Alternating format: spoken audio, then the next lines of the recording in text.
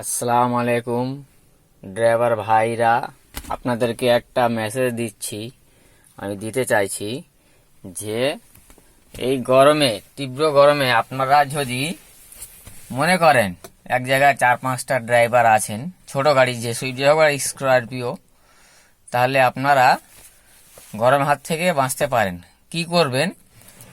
একটা গাড়িতে সবাই বসবেন, 10 মিনিট করে এসি চালাবেন গাড়িটাকে। 10 মিনিট চালালে আরও 10-15 মিনিট এক্সট্রা বন্ধ করে দেওয়ার পরেও গাড়িটা চিল থাকে, ঠান্ডা থাকে।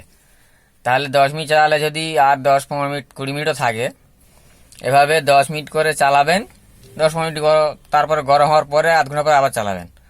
তাতে করে 10 মিনিট করে 10, 20, 30, আধ ঘন্টা 30 মিনিট, মানে আধ ঘন্টা চালালে আপনি প্রায় 1.5 ঘন্টা 2 ঘন্টা ভালোভাবে ঠান্ডা থাকতে পারবেন।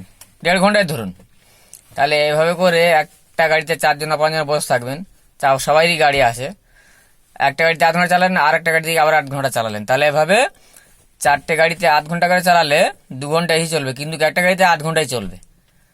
তাতে করে আপনার 6-7 ঘন্টার সময়টা ভালোভাবে আরামের সাথে কেটে যাবে, গরম হাত থেকে বাঁচতে পারবেন। যদি ভালো লাগে ভিডিওটা শেয়ার করবেন, ড্রাইভার ভাইদেরকে কাছে পাঠিয়ে দেবেন। ধন্যবাদ। আসসালামু আলাইকুম, রাখছি।